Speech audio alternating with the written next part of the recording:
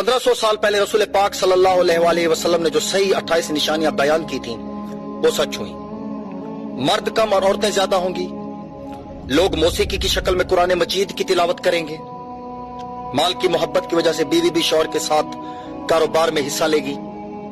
हर कोई अपने आप को मोटा और मजबूत बनाना चाहेगा। नमाज और जिंदगी में लोगों का सुकून खत्म हो जाएगा। सूद का कारोबार आम हो जाएगा। मुनाफिक पैदा होंगे। लोग इबादत करेंगे मुनाफिकत और शोहरत पाने के लिए। फितने बढ़ेंगे और दीनी इल्म में कमी आएगी। लोग कुरान को तनख्वाह का जरिया बनाएंगे। झूठ आम हो जाएगा और लोग झूठ की गवाही देंगे। लोग सही अहदीस का इनकार करेंगे और गलत अहदीस बयान करेंगे। मुसलमान अमीर हो जाएंगे लेकिन मजहबी पेशवा नए हो जाएंगे। कुफर आसान होगा। इंसान सुबह मुसलमान और शाम को काफिर, और शाम को मुसलमान और सुबह काफिर। आने वाली हर नस्ल पिछली नस्ल से बदतर होगी। लोग इस्लाम पर चलने वालों पर हैरान रह जाएंगे और वो नई चीजें देखेंगे। कत्ल गारत बढ़ते जाएंगे।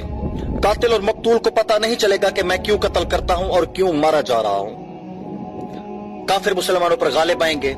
मुसलमान ज्यादा होंगे लेकिन गुलाम होंगे, क्योंकि वो दुनिया से प्यार करेंगे और मौत से डरेंगे।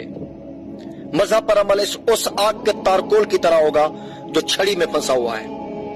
गुनाह करना बहुत आसान होगा और गुनाह को गुनाह कबूल नहीं किया जाएगा।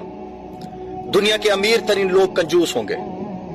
उम्र से बरकत खत्म हो जाएगी। साल महीनों की तरह, महीना हफ्तों की तरह, हफ्ता दिनों की तरह और दिन घंटों की तरह गुजर जाएगा। मुसलमान हर अमल में काफिरों की पैरवी और इताअत करेंगे। अरब की मिट्टी वसी होगी और मदीना की आबादी बढ़ जाएगी।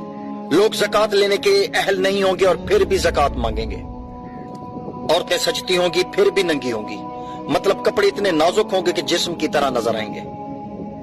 जिना आसान होगा और जिना के असबाब में इजाफा होगा। जहालत आम हो जाएगी। लोगों को दुनिया का इल्म हो जाएगा मगर जहालत की वजह से दीनी इल्म से जाहिल होंगे।